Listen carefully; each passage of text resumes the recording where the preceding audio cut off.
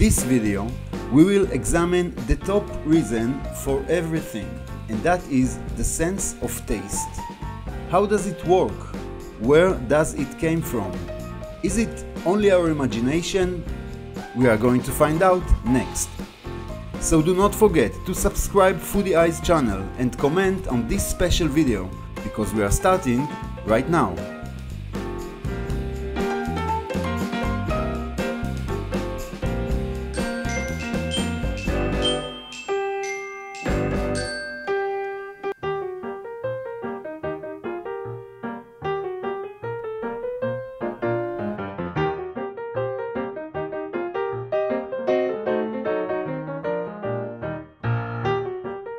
The Poetics of Taste. The appearance of the book The Physiology of Taste by Jean Anthelme Brillat-Savarin in the year 1825 is considered a revolutionary moment in the modern food culture. The book, which laid the foundations for modern gastronomy, stated that cooking and eating are arts. The book also established connections between wisdom and intellect to a good taste. In the book, Savarin coined the inspiring proverb, Dis-moi ce que tu manges, je te dirai ce que tu es. Tell me what you eat and I will tell you who you are. A proverb that expressed a close connection between identity and nutrition. And most of all, Savarin is responsible for making the taste itself an idea.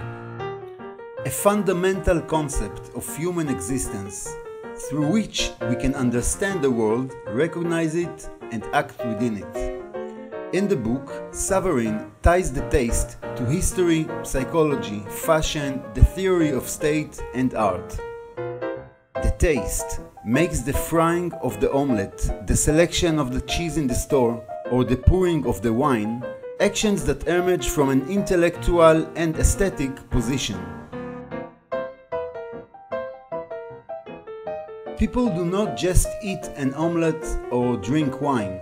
They fully fool themselves through the omelette and the wine. The taste is a unique idea because it is an idea that can be acquired.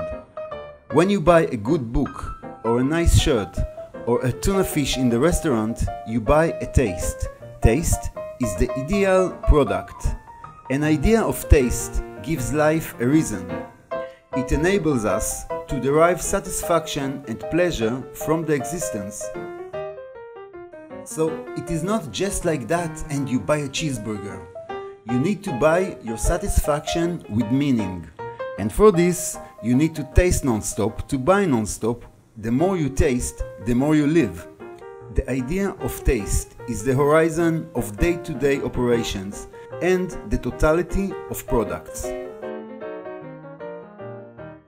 It sings on television, humming on commercials, scrolling in posts, frantic in the book supplements, and traveling around the world. It is the globalization of the possibilities of existence, and it dominates society and culture in the Western world, while its invisible hand is ironing credit cards.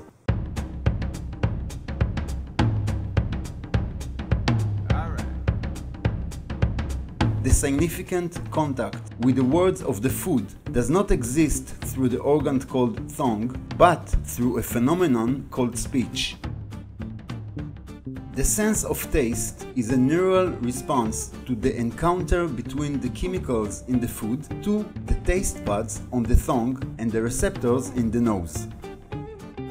It is the language that feeds the taste of the neural response and the numb feeling and gives them a raw meaning.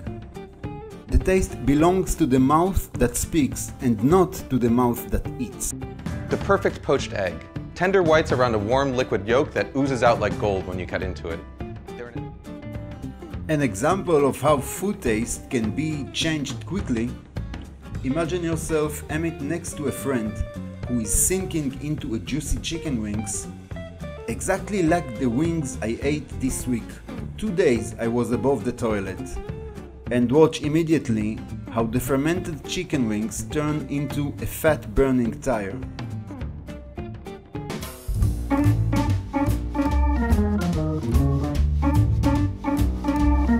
understanding that the life and death of the taste is in the hands of the tongue is a known phenomenon. In order the food to taste, it must have a linguistic phenomenon. It must exist in a linguistic context. If the taste of food is a linguistic phenomenon, so our taste is not really ours. Because taste have no existence of its own. During our socialization process, we learn from the environment what is tasty and what is not. First, we learned it from our mother and grandmother, and then society and people around us, those are the ones who will teach us what is tasty and what is not. And yet, we want to believe that this is our personal taste. Lack of control is the central experience of eating. The terrible pain of the stomach, which shrinks from hunger, and the gases that go down and rise in the digestion track before eating. Hunger makes the eating experience chaotic.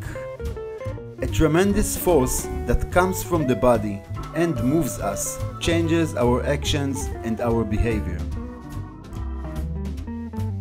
The taste gives a sense of control over the food eaten and the hunger drive. It presents eating as a choice and not as a need. The shift from hunger to taste, from eating to supper, from swallowing to tasting, is a principle to every consuming society. The taste changes the function of the food to satisfy the taster, and that is because satiety is the great horror of the consuming culture. Because you can be full with rice and salad and do not have to buy chocolate, steaks, hamburgers, pastas, organic hummus or sashimi. The desire for taste allows the satisfied to always be hungry. More is the taste of all the foods in the supermarket.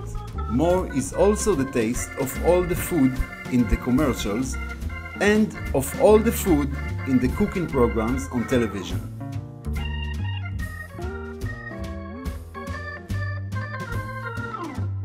The taste is designed to hide the digestion process and in doing so, the feeding process.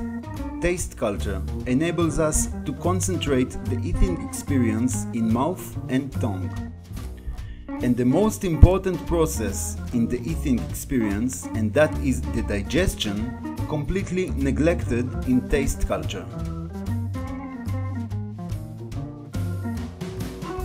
Just as we do not know the size of the cow and where our cheeseburger came from, we also have no idea what happens to him within the body, where and how it is sent and what organs it reaches.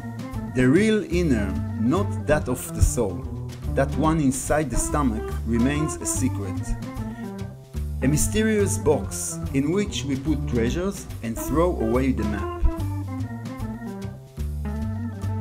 And that is the reason I remind you to subscribe this channel and get the best foodie videos on your main screen. Thanks for watching, see ya on the next.